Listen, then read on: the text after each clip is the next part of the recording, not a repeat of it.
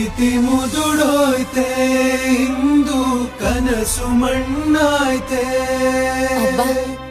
ನನ್ ತಂಗಿ ಎಷ್ಟು ಚಂದ ಕಾಣಿಸ್ತಿದ್ದಾಳೆ ಅಂದ್ರೆ ಅವಳಿಗೆ ಜಗತ್ತಲ್ಲಿರೋ ಖುಷಿನೆಲ್ಲ ಕೊಡಪ್ಪ ದೇವೆ.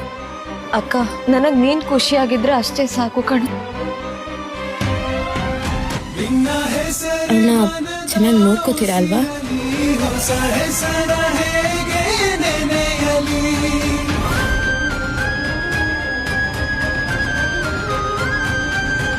ನಿಲ್ಸಿ.